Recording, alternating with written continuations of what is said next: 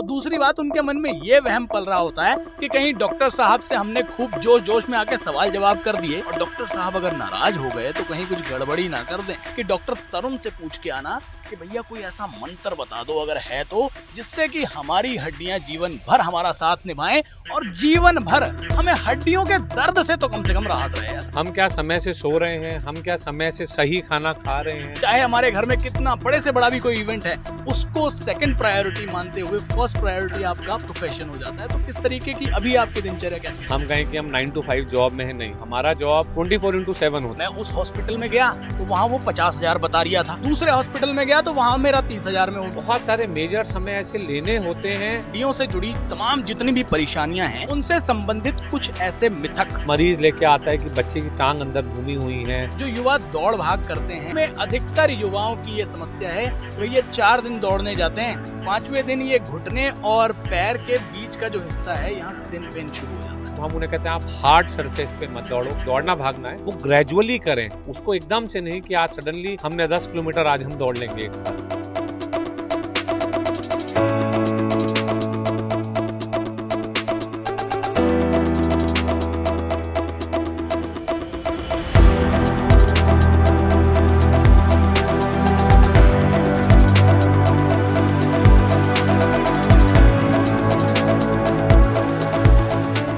नमस्कार दोस्तों, मैं आपका अपना हिमांशु ठाकुर और आप देख रहे हैं आपका अपना चैनल यूटी न्यूज नेटवर्क। दोस्तों, आज कार में सरकार का एक नया एपिसोड है।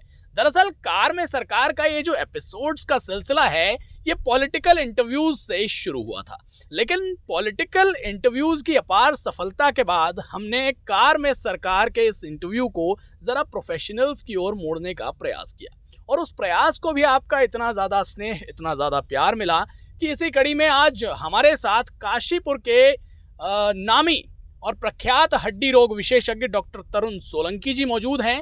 कार में सरकार का इस एपिसोड में आज हम इनसे खूब बातचीत करेंगे।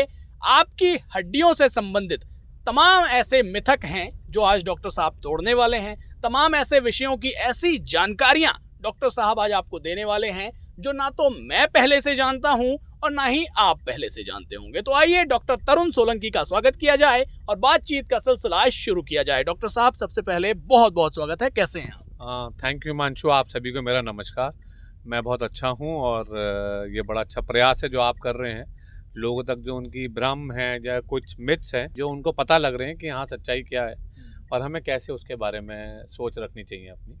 आई थिंक ये आप बड़ी अच्छी पहल है जो आप कर रहे हैं। डॉक्टर साहब, इंटरव्यू का सिलसिला शुरू किया जाए उससे पहले एक सवाल मैं सभी से पूछता हूं कि अब से पहले इंटरव्यूज तो आपने मेरे ख्याल से सैकड़ों दे दिए, लेकिन इस तरीके से सड़क पर कार में बैठकर चलते हुए कोई इंटरव्यू फेस किया है? एग्जैक्टली ऐसे तो नहीं कि हम बिल्कुल ही नॉर्मल कैजुअल तरीके से जा रहे हैं। कभी 1-2 बार कुछ हमारे वैन्स होती हैं उनमें, पर हाँ ये इस तरीके का पहला। तो अब मेरा पहला सवाल इसमें आपसे यही है, क्योंकि बातें प्रोफेशन से संबंधित खूब सारी होंगी, लेकिन उससे पहले मैं भी ये जानना चाहता हूँ व्यक्तिगत रूप से और पब्लिक भी ये जानना चाहेगी कि काशीपुर के डॉक्टर तरुण सोलंकी, एक प्रख्यात डॉक्टर तरुण सोलंकी कैसे बने, किस तरीके की लाइफ जर्नी रही, क्या कुछ एजुकेशनल क्वालिफिकेशंस हैं? क्योंकि आमतौर पर एक ऑर्थोपेडिक सर्जन बनने के लिए जो योग्यताएं चाहिए, मैंने आपके कार्ड्स में देखा है कि उससे कई ज्यादा योग्यताएं लेकर के आप काशीपुर में बैठे हैं। तो थोड़ा अपना एक शॉर्ट इंट्रोडक्शन भी दें और अपने बारे में बताएं। हिमांशु, मेरा जन्म काशीपुर में ही हुआ है और मेरी स्कूलिंग यहाँ आर्मी पब्लिक स्कूल है जो हुई है, और डॉक्टर बनने का मेरे ख्याल से जो सपना था, मेरे फादर को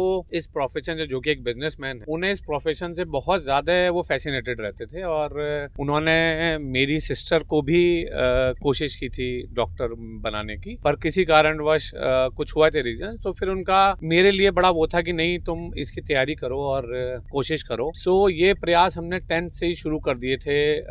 तब ऑनलाइन कोचिंग शुरू होती थी, मुझे याद है अभी तक भी हमारे जर्नल्स आते थे कुछ, या कुछ बुक्स आती थी जो ऑनलाइन हम मंगाया करते थे और स्कूल के टीचर हमें बड़ी मदद करते थे। ये सिलसिला 10th से ही शुरू हो गया था। उसके बाद जैसे ही 12th पास हुआ तो मैं कोचिंग करने के लिए आगरा चला गया, जो कि बहुत ही कठिन समय था, मैं बताऊंगा, अभी भी मैं याद करता हूँ तो मेरे बड़े रोंगटे खड़े हो जाते हैं। उसके बाद उस 1 साल की कोचिंग के बाद मैंने अपना MBBS किया KGMC से। उसके बाद क्योंकि खाली MBBS कुछ नहीं सेवाएं दे सकते, अगर हम स्पेशलिटी में बात करें, तो उसके बाद मैंने अपनी MS ऑर्थोपेडिक्स को KGMU द्वारा करा, जो कि इलाहाबाद मेडिकल कॉलेज से। उसके बाद मेडिकल साइंस बहुत इलेबोरेट है, हम खाली कहें कि इतने में सिमट जाए तो वो नहीं सिमट सकती।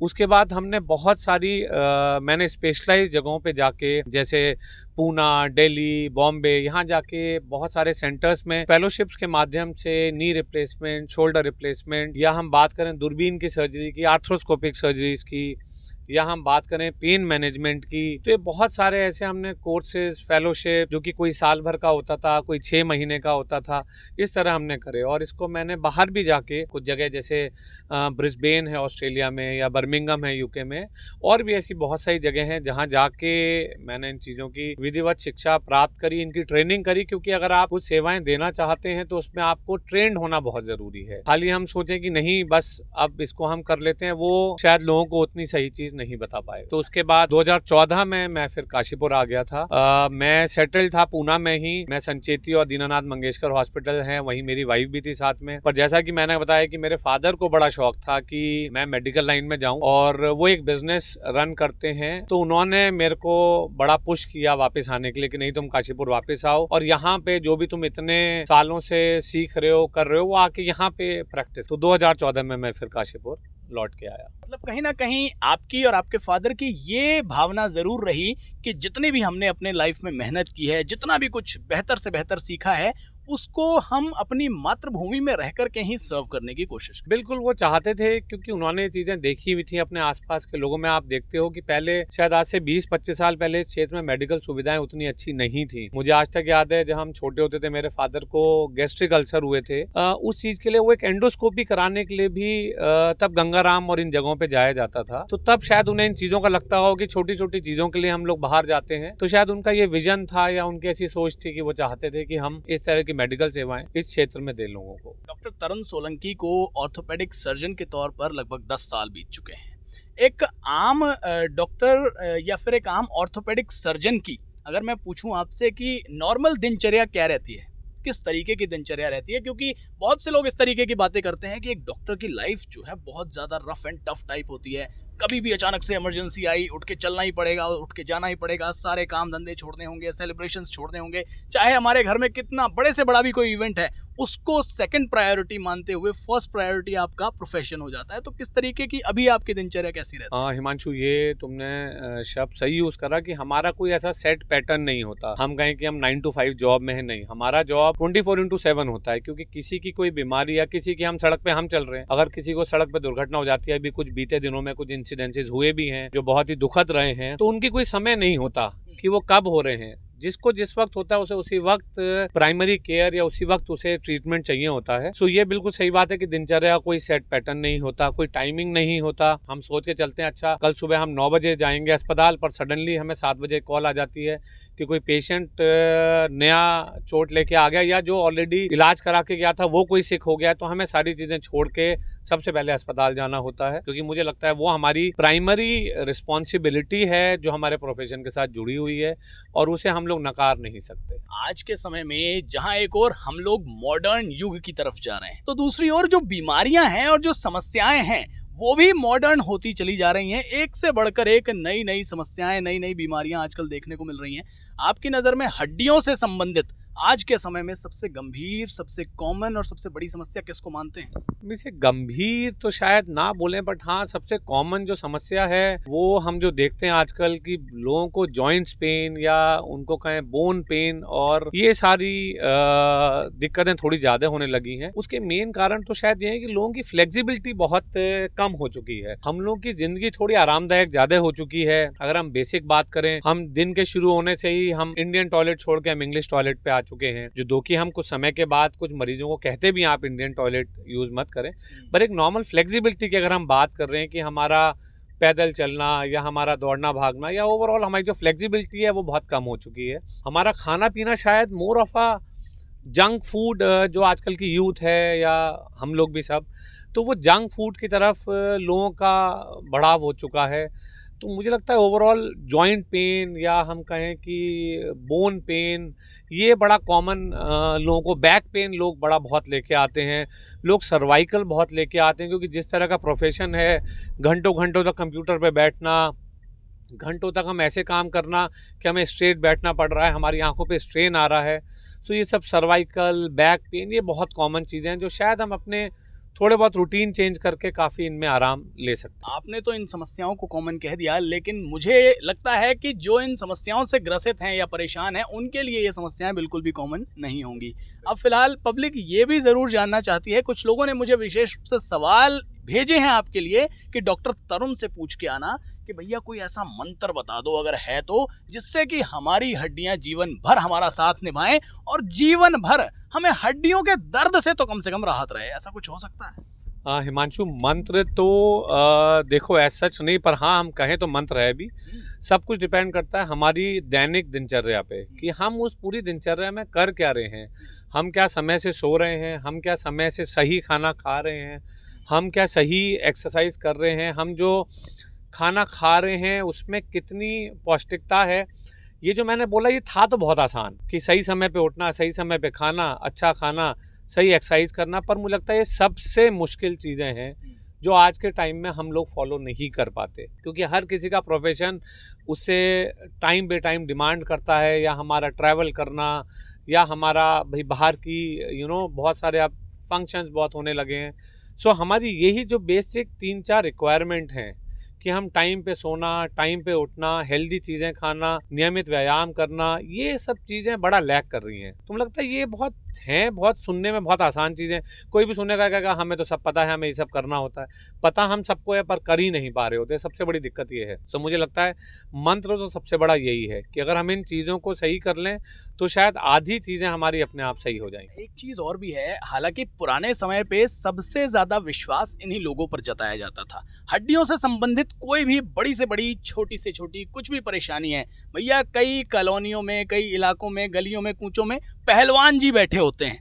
पहलवान जी के पास जाओ, हड्डी मुड़ गई है, टूट गई है, कुछ टेढ़ा हो गया, कुछ मेढ़ा हो गया, कुछ भी गड़बड़ हो गई, पहलवान जी आपकी हड्डी की समस्या को ठीक कर देंगे। कई इसी प्रकार के झोला छाप भी बैठे होते हैं कोने में, अपना एक क्लिनिक खोल करके या कुछ भी ऐसा एक अड्डा बना करके, जिनको वहाँ की ग्रामीण पब्लिक आमतौर पर डॉक्टर की उपाधि दे देती है। तो इस तरीके का कोई केस अब तक आपके पास आया है जो झोला छाप से बिगड़वा के और आपके पास सुधरवाने के लिए आया हो? एक नहीं हिमांशु, डेली बेसिस पे हमारे पास 10 से 12 केसेस ऐसे आते हैं।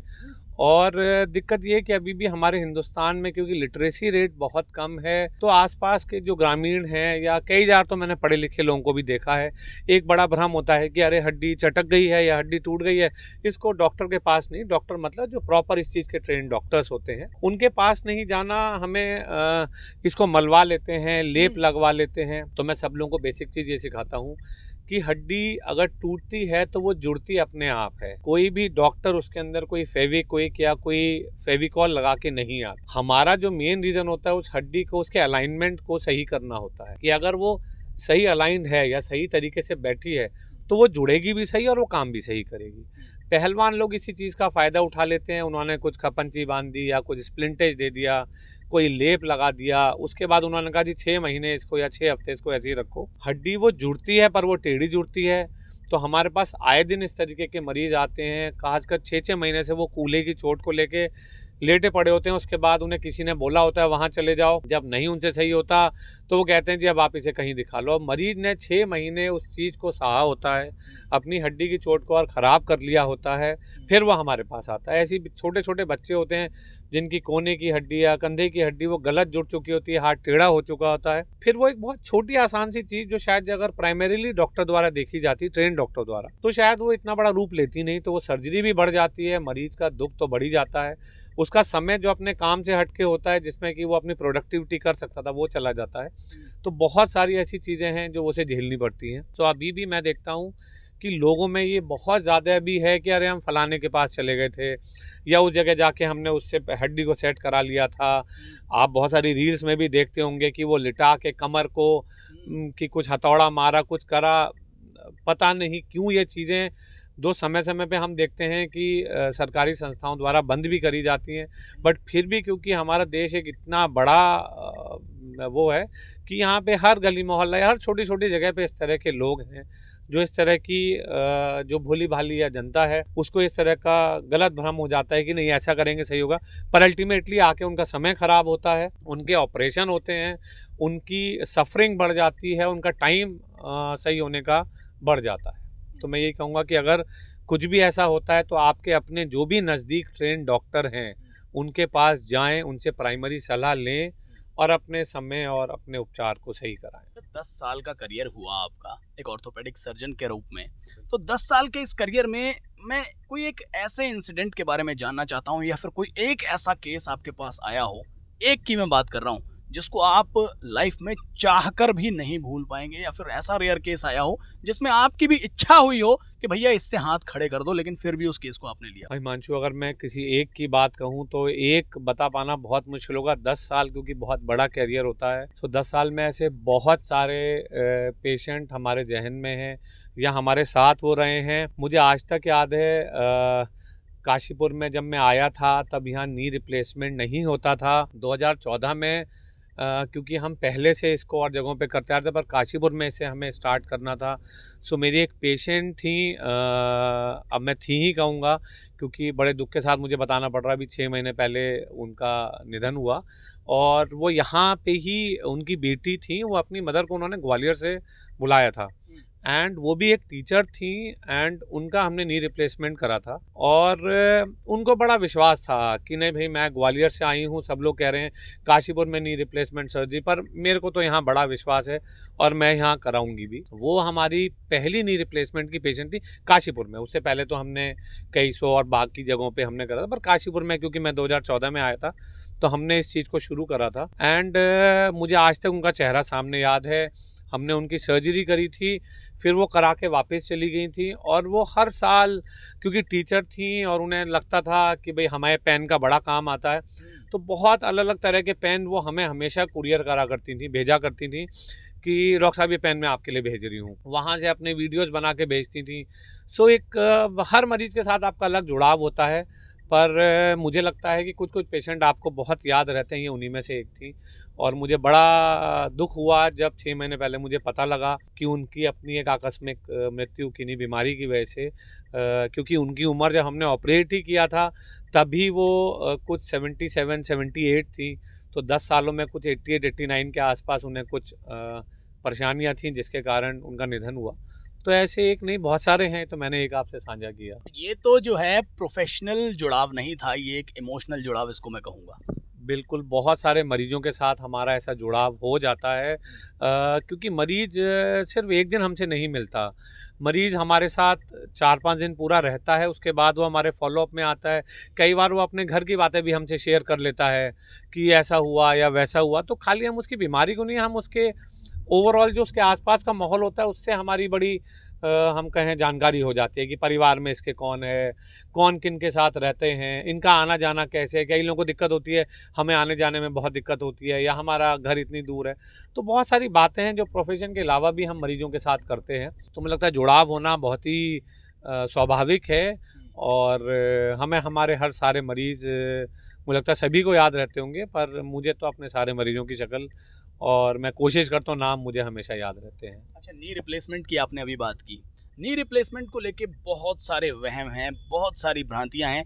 एक वहम ये भी है, मैं तो वहम ही कहूँगा, अब आप इस पर क्या कहेंगे वो जानना चाहूँगा, कि कुछ लोग ये कहते हैं कि नी रिप्लेसमेंट या हिप रिप्लेसमेंट या कोई भी इस तरीके का रिप्लेसमेंट का जो प्रोसीजर है ना, पहली बात तो प्रोसीजर इतना ज़्यादा कष्टदायी होता है कि प्रोसीजर देख के ही आदमी की हालत ख़राब हो जाएगी या प्रोसीजर झेल के ही हालत ख़राब हो जाएगी। और दूसरी बात है कि नी रिप्लेसमेंट या हिप रिप्लेसमेंट के बाद का जो जीवन होता है वो कहीं ना कहीं एक नर्क के बराबर जीवन हो जाता है। इस तरीके के कुछ वहम है, क्या वाकई इनको वहम ही कहा जाए या फिर इनमें कुछ सच्चाई भी है? नहीं, मैं आपसे कहना चाहूँगा हिमांशु, एक तरह का ये वहम ही है, क्योंकि आज के ज़माने में अगर हम बात करें तो नी रिप्लेसमेंट या हिप रिप्लेसमेंट या इसको बदलना, प्रत्यारोपण, बहुत सारे नामों से लोग इसे लेते हैं। ये आजकल के ज़माने में सबसे ज़्यादा सक्सेसफुल होने वाली सर्जरी है। और जिस तरह का मेडिकल एडवांसमेंट अब आ गया है हमारा पेन मैनेजमेंट को लेके या इसके प्रोसेस को लेके या इसकी टेक्निक्स को लेके, वो इतना सरल आ चुका है कि मैं कहूँगा कि किसी ट्रॉमा के बाद अगर आपकी सर्जरी हो रही है हड्डी टूटने, उससे ज़्यादा आसान है जॉइंट रिप्लेसमेंट या नी रिप्लेसमेंट को कराना। रिप्लेसमेंट शब्द ही पहली बात तो मुझे लगता है ये बड़ा मिसनोमर है, ये एक गलत शब्द है, क्योंकि हम कोई जोड़ को नहीं बदल रहे होते। हम जो एक जोड़ की सतह घिस जाती है, बेसिकली क्या होता है कि हमारा कूल्हे या जो हमारा घुटने का जोड़ होता है, कोई भी जोड़ दो हड्डियों के जहाँ भी वो मिलती हैं उनकी सतह पे होता है। तो उम्र के साथ साथ हमारी उम्र या कई बार चोट लगने से या कई बार बीमारी कुछ ऐसी होती हैं जो कम उम्र में भी वो करा देती हैं, तो हमारी सतह घिस जाती हैं। जो एक चिकनाई या कार्टिलेज जो लगी होती है वो घिस जाती है, और जिसकी वजह से हम कहते हैं कि वो रॉ सरफेस हो जाता है या थोड़ा सा अनइवन हो जाता है।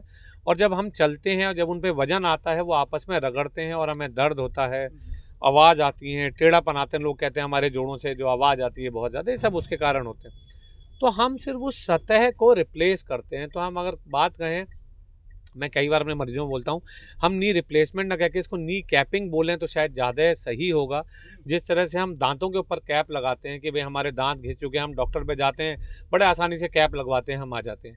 कि नी रिप्लेसमेंट और हिप रिप्लेसमेंट भी कुछ इसी तरीके का है कि घुटने में भी हम इसी तरह की कैप लगा देते हैं, एक ऊपर वाली हड्डी पर और एक नीचे वाली हड्डी पर। तो जो सतह जो अनइवन या रॉ हो चुकी होती है उसे हम इकसार करके उसके ऊपर एक कैप लग जाती है।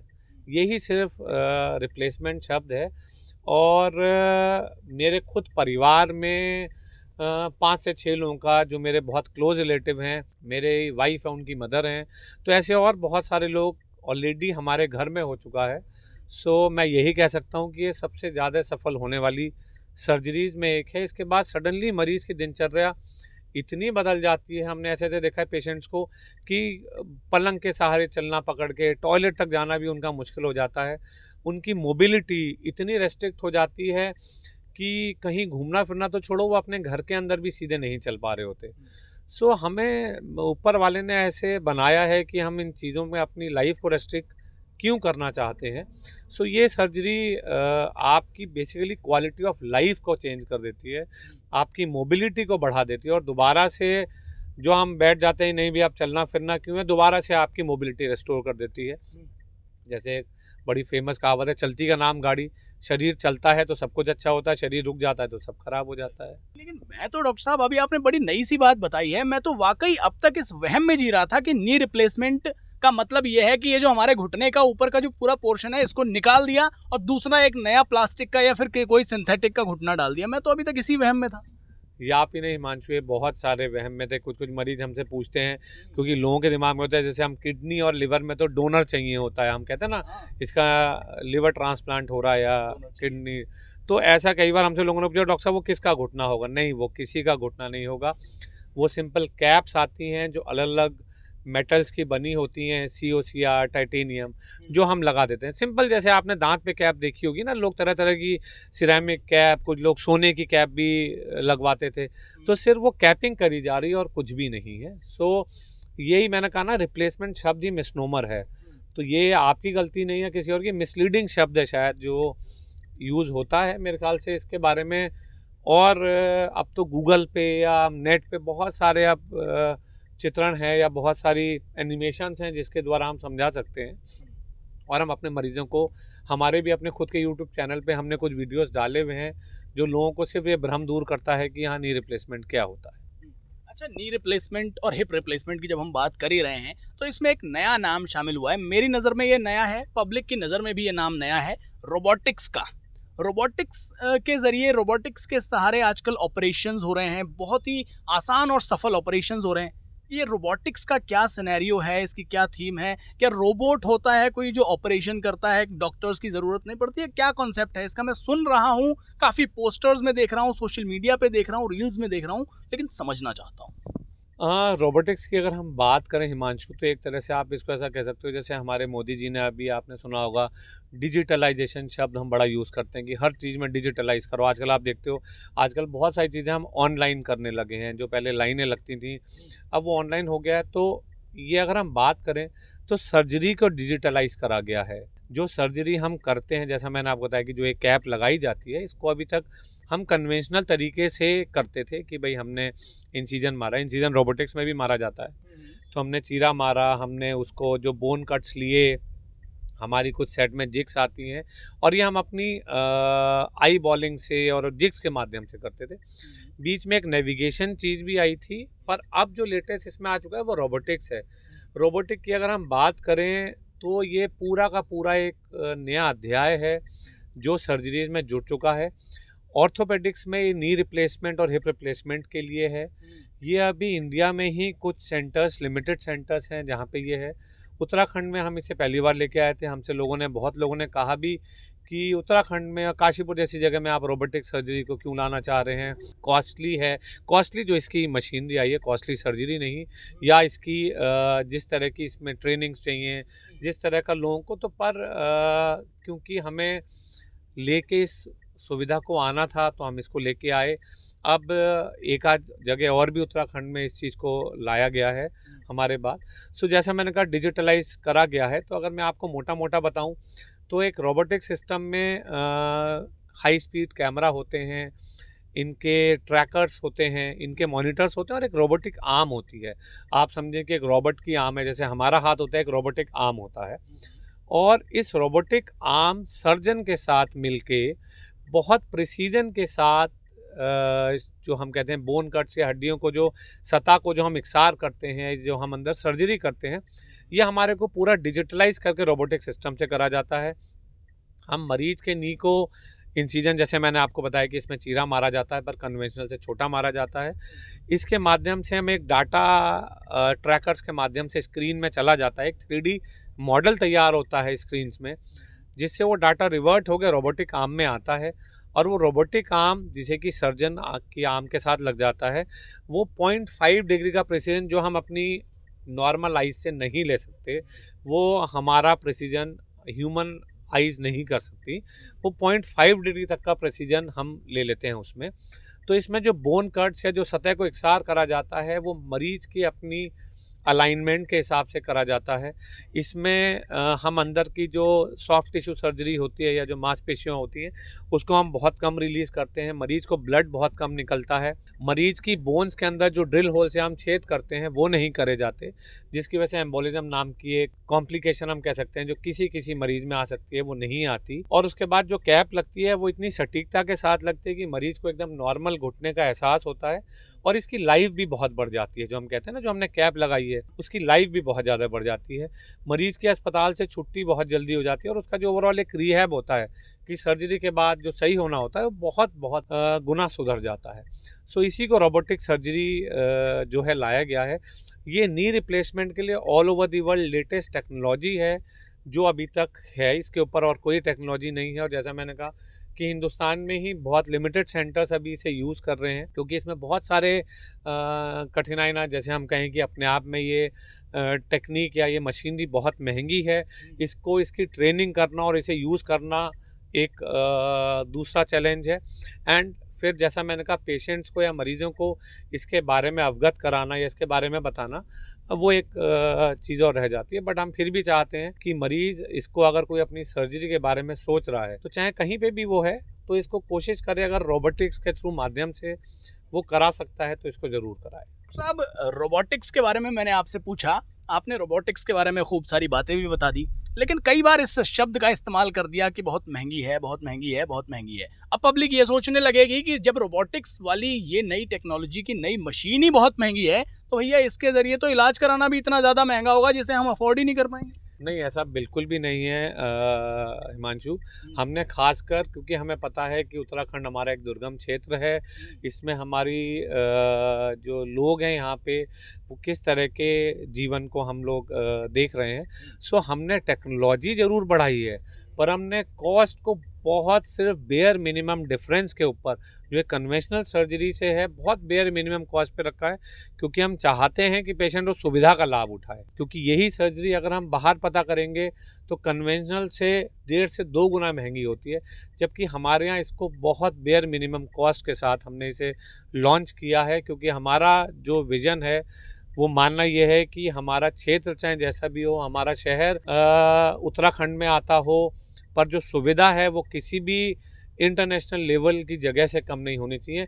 उसमें पैसा अड़चन नहीं आनी चाहिए कि अगर कॉस्ट महंगा है तो हमने रोबोटिक्स नहीं कराई। नहीं, हम कहते हैं आप रोबोटिक्स कराइए, सुविधा का लाभ लीजिए, पैसे का इसमें डिफरेंस बहुत बेयर मिनिमम है। अगर आप आके पता करेंगे या पेशेंट जो आके पता करते हैं वो आके हमसे ये पूछते हैं, अरे बस हमें तो लगा था पता नहीं महंगा होगा, जबकि ऐसा बिल्कुल भी नहीं है। अच्छा, सस्ते महंगे की अब मैं बात करना चाहता हूँ।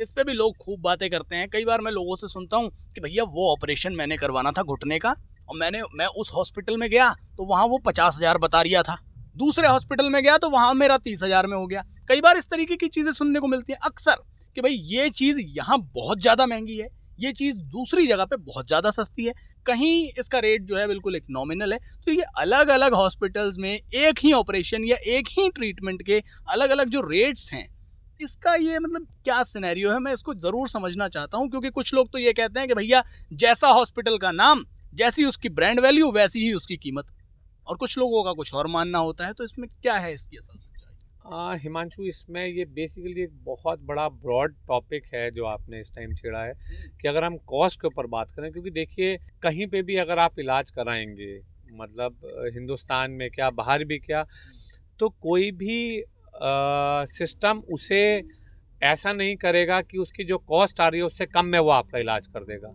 ऐसा नहीं हो सकता। कहीं ना कहीं हर सिस्टम की अपनी कॉस्ट होती है जो उसमें लग रही होती है। तो हमें ये मानना चाहिए कि अगर हमारा इलाज जो हो रहा है वो सिस्टम या वो सेटअप या वो हॉस्पिटल एक अपना बेसिक जो कॉस्ट है वो ज़रूर उस इलाज में जोड़ेगा, क्योंकि वो अगर उससे कम में नुकसान के तहत करेगा तो वो ज़्यादा दिन तक इलाज दे ही नहीं पाएगा, है ना। सो अब इसमें अगर हम बात करें तो इलाज में बहुत सारी ऐसी चीज़ें जुड़ जाती हैं जो, क्योंकि हम बाहर बैठे होते हैं या हमें ये नहीं मालूम होता कि हाँ इसमें फ़र्क आ क्यों रहा है। अगर हम ऑर्थोपेडिक्स की या कुछ ऐसी ब्रांचेस की बात करें जिसमें इम्प्लांट या कुछ सामान ऐसा लगता है, तो आजकल इतनी तरह तरह की कंपनियां इतने तरह तरह का सामान लेके आ चुकी हैं, इतनी वैरायटीज उसमें हो चुकी हैं, इतने मानक उनमें आ चुके हैं, इतनी गुणवत्ताएं उनमें आ चुकी हैं कि वो उनकी पर से कॉस्ट में बहुत फ़र्क होता है। और अगर हम बात करें तो पेशेंट सेफ्टी के लिए बहुत सारे मेजर्स हमें ऐसे लेने होते हैं जो अगर हम नहीं लेते तो वो मानकता को पूरा नहीं करते। जैसे हम अपने अस्पताल या किसी भी बात करें तो ऐसी बहुत सारी संस्थाएं हैं या बहुत सारे मानक हैं जिनको कि वो अस्पताल पूरा करते हैं। उनके मद्देनज़र उन्हें अपने पेशेंट को सेफ्टी देनी होती है।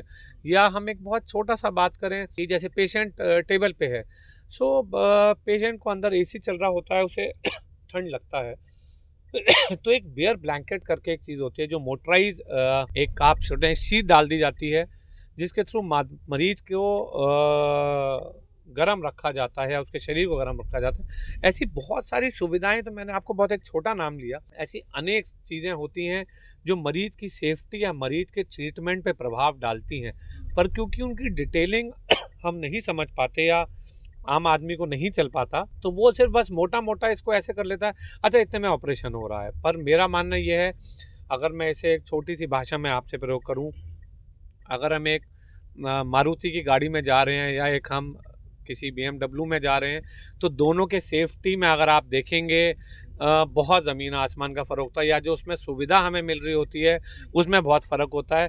काम दोनों कर जाती हैं, आपको यहाँ से बैठ के वहाँ तक जाना है, उस गाड़ी में भी बैठ के आप उतरोगे और उससे भी उतरोगे, पर दोनों में जो आपको आराम मिलेगा, जो आपको सेफ्टी मिलेगी, जो आपको एक लॉन्ग टर्म इफेक्ट मिलेगा, उसमें फ़र्क आ जाता है।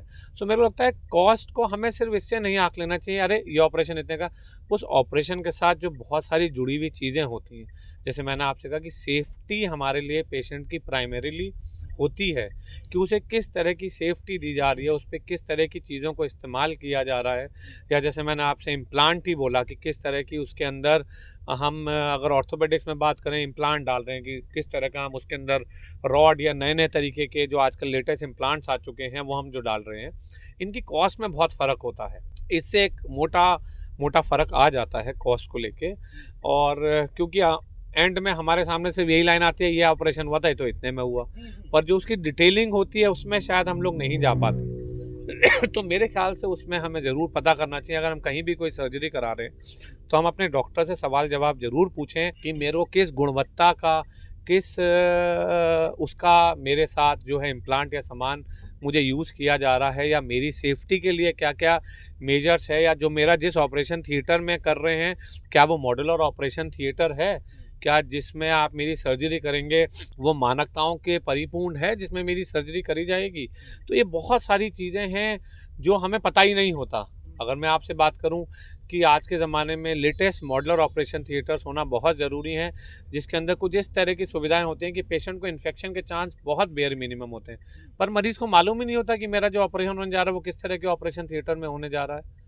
तो इन सब चीज़ों से बहुत फ़र्क पड़ जाता है। जैसा मैंने आपको एक छोटा सा उसका उदाहरण दिया था, या पेशेंट को अगर हम फ्लूइड ही चला रहे हैं, हम सीधे कहते हैं ना ग्लूकोज की बोतल चढ़ा दो, सीधे बोतल उठाई और हमने उसे चढ़ा दिया। आइडियली हमें उस फ्लूइड को या उस पानी को बॉडी के टेम्परेचर पे लाना चाहिए, खासकर कि सर्दियों में, जिससे कि पेशेंट को दिक्कत होती है। और ये बड़ा कॉमन होता है, आपने सुना होगा कि पेशेंट जैसे ही कहीं गया तुरंत उसे हमने फ्लूइड लिया और चढ़ा दिया। क्या फ्लूइड वार्मर में वो बॉटल्स रखी हुई थी? क्या उन फ्लूइड वार्मर से निकाल के आपको ग्लूकोज लगाया गया, खासकर सर्दी के माहौल में? ये किसी को नहीं पता होता, क्योंकि ये मैंने कहा ना, ये ऐसे मानक हैं, ये ऐसी गाइडलाइंस हैं कि इनके बारे में हम बात ही नहीं करते, या बहुत सारे लोगों को पता ही नहीं होता कि क्या ऐसा होना भी चाहिए, क्या ये चीज़ हमारे शरीर के लिए हमारी सेफ्टी है। तो ये सारे, तो मुझे लगता है जब भी आप अपना किसी ऑपरेशन के बारे में बात करें तो डॉक्टर के साथ ज़रूर एक डिस्कशन करें कि किस तरह की सेफ्टी मेरे साथ ली जाएगी, किस तरह का मेरे साथ जो इम्प्लांट या सामान है वो इस्तेमाल किया जाएगा, कैसा मेरा ऑपरेशन थिएटर होगा। तो ये सारी चीज़ों पे सवाल जवाब ज़रूर मरीज अपने डॉक्टर के साथ करें। अच्छा डॉक्टर साहब, आप डॉक्टर हैं, आपने कह दिया कि भाई जितने भी मरीज आते हैं डॉक्टर्स के पास, उनका अधिकार है, उनको डॉक्टर से खूब सारी क्वेरीज करनी चाहिए, खूब सवाल जवाब करने चाहिए। लेकिन तमाम मरीज और उनके अटेंडेंट्स होते हैं, वो पहली बात तो अपने आप को असहाय महसूस करते हैं, और दूसरी बात उनके मन में ये वहम पल रहा होता है कि कहीं डॉक्टर साहब से हमने खूब जोश जोश में आके सवाल जवाब कर दिए और डॉक्टर साहब अगर नाराज हो गए तो कहीं कुछ गड़बड़ी ना कर दें, कहीं नाराज ना हो जाए। तो इस तरीके के भी वहम होते हैं जो पेशेंट्स हैं या फिर उनके अटेंडेंट्स हैं उनके मन में। तो इसमें मैं जानना चाहूँगा कि कभी आर्ग्यूमेंट्स अगर पेशेंट्स से हो जाती हैं एक डॉक्टर की, या उनके अटेंडेंट्स से हो जाती है, या उनके साथियों से हो जाती है, तो उस दौरान एक डॉक्टर के मन में क्या भावना रहती है? हिमांशु, ये कई बार होता है, पर हमने जो अब मैंने इन 10 सालों में बदलाव देखा है कि नहीं, अब ऐसा नहीं है। अब बहुत सारे पेशेंट या बहुत सारे अटेंडेंट्स बहुत सवाल लेके आते हैं। ये एक बदलाव मैंने इन 10 सालों में ही महसूस किया है कि लोगों को पता होता है, बहुत सबको नहीं, पर हाँ काफ़ी हद तक लोग आप पूछते हैं। इसमें हम अपने सारे पेशेंट्स को ये भी कहते हैं कि होता क्या आम तौर पे कि आज सुबह कोई 2 लोग हैं, दोपहर को कोई 2 लोग हैं, शाम को कोई 2 लोग हैं। अब सुबह वाले ने जो समझा वो दोपहर वाले को नहीं बता के गया, जो दोपहर वाले ने समझा वो शाम वाले को। सो आइडली हमने प्रॉपर तरीके से, हमारे यहाँ काउंसलिंग फॉर्म्स होते हैं, काउंसलिंग सेशंस होते हैं, और हम मरीज से यही कहते हैं कि आप किसी 1 या 2 अटेंडेंट को ही इसकी जिम्मेदारी दें, जो बार बार आके डॉक्टर से मिले और वो बाकी जो लोग हैं उन्हें वो समझाए। क्योंकि होता क्या है, जो एक समझ के गया उसने अगले वाले को नहीं पास ऑन किया, जिससे जो बाकी आके बैठता वो कहता भी मुझे तो कुछ पता ही नहीं है। तो ये चीज़ इन माध्यमों से, जो प्रॉपर काउंसलिंग फॉर्म्स होते हैं, हम पेशेंट के बारे में प्रॉपर, मरीज को ऑडियो विजुअल काउंसलिंग आजकल सेशंस लिए जाते हैं, जो कि हमारे अस्पताल में इसकी पूरी सुविधा है। हम पेशेंट को पूरा बैठ के समझाते हैं, और डॉक्टर, अगर मैं आपको बताऊं तो इस चीज़ से चिड़चिड़ाएगा नहीं, चिड़चिड़ाता नहीं है, और इससे ना उसके इलाज पे कोई फ़र्क पड़ता, क्योंकि मरीज़ उसके लिए सर्वोपरि होता है। वो किसी भी बात से अपने किसी मरीज़ को, मैं ही नहीं कोई भी, वो उसका अहित नहीं कर सकते, क्योंकि एक तरीके से वो उसका, समझो कि किसान अपने खेत में अगर काम करेगा तो उसके साथ वो बेईमानी नहीं कर सकता है। ऐसा ही डॉक्टर के साथ होता है। जब वो एक बार ऑपरेशन थिएटर में इलाज कर रहा होता है, उसके दिमाग में ऐसी कोई चीज़ें नहीं होती कि मरीज़ के परिजन ने मुझसे कुछ कहा या मरीज़ ने कुछ कहा। वो जानता है कि कई बार आप किसी भ्रम में आके या कुछ गलत चीज़ सुन के आप उस तरह के वाक्य हो जाते हैं।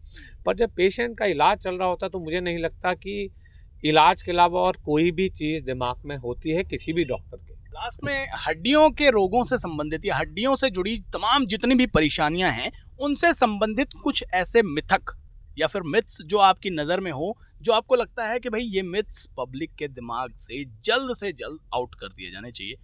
सबसे पहले तो मैं, जो छोटे बच्चे आते हैं, कई बार हम अगर पीडियाट्रिक एज ग्रुप से शुरू करें, तो कई बार मरीज़ लेके आता है कि बच्चे की टांग अंदर घूमी हुई है, या बो लेग्स हम उन्हें बोलते हैं, या फ्लैट फुट होता है। तो शुरुआती समय में ये फिजियोलॉजिकल होता है, समय के साथ इसकी एक समय सीमा होती है, सुधरती है। अगर आपको ऐसा लगता है कि एक समय के बाद ये चीज़ नहीं सुधर रही है तो ज़रूर आप अपने डॉक्टर से सलाह लें। पर हाँ, एकदम इसको देख के घबराएं नहीं, क्योंकि काफ़ी हद तक ये फिजियोलॉजिकल मतलब एक नॉर्मल प्रक्रिया का पार्ट होता है कि छोटे बच्चों का पाँव जो होता है वो फ्लैट फुट होता है, धीरे धीरे वो समय के साथ आर्च बन जाता है मरीज़ का। या जो हम बात करें कि जो टांगें होती हैं, कई बार कहते हैं कि अंदर की तरफ को हैं, डॉक्टर साहब ये चलता हुआ ऐसे है।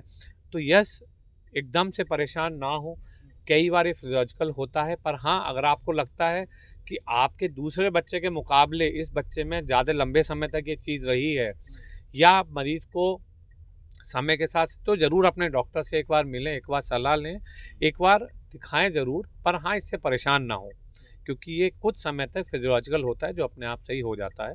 ये हमने बच्चों में बात करी। अगर हम अडल्ट्स में बात करें या एडोलेसेंट में बात करें, तो कई बार जब हमारी ग्रोथ स्पर्ट आता है, जब एकदम से हम देखते हैं ना कि भाई लंबाई बढ़ रही है, तो हमारे कई बार यंग बॉयज़ में हमारे नी पेन्स वगैरह स्टार्ट हो जाते हैं। सो वे स्ट्रेचिंग के या हमारे बोन ग्रोथ के पेन्स होते हैं।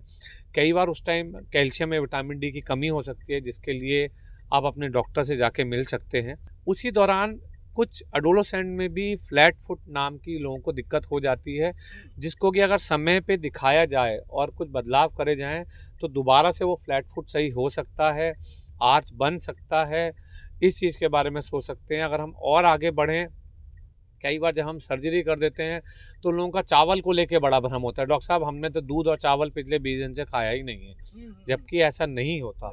ये डायबिटिक पेशेंट या जो शुगर के पेशेंट होते हैं, उसमें हम कार्बोहाइड्रेट को या चावल को आमतौर पे लोगों के दिमाग में होता है।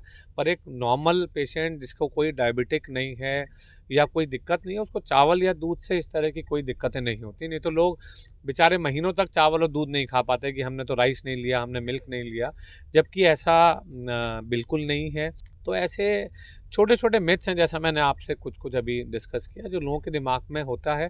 या हम लोगों को, कुछ लोग जॉगिंग के लिए कहते हैं डॉक्टर साहब हम सुबह कितना चलें या कितना दौड़ें, तो हम उन्हें कहते हैं आप हार्ड सरफेस पे मत दौड़ो। जो ग्राउंड होता है, जो मिट्टी होती है, उस पर कुशन जो हमको नहीं तो हार्ड सरफेस पे दौड़ने से हमारे जॉइंट्स पे एक बैक फोर्स आके लगती है, जो कई बार उन जॉइंट्स के लिए सही नहीं होती। तो अगर आप दौड़ते हैं तो मिट्टी या जो ग्राउंड्स होते हैं या जो आजकल कुशन ट्रैक्स भी आने लगे हैं, आप उन्हें इस्तेमाल करें। सीमेंटेड रोड्स पे या इन पे ना दौड़ें एक तरीके से। और अगर हम सर्जरी के बाद नी रिप्लेसमेंट पे ही आएँ, तो आप उसके बाद अपने सारे काम कर सकते हैं। मेहनत का काम आप अपनी पालथी मार के बैठ सकते हैं, बिस्तर पे अपना आराम से बैठ सकते हैं। कुछ लोग ज़मीन के बारे में भी कहते हैं कि हम ज़मीन पे आप बिल्कुल बैठ सकते हैं।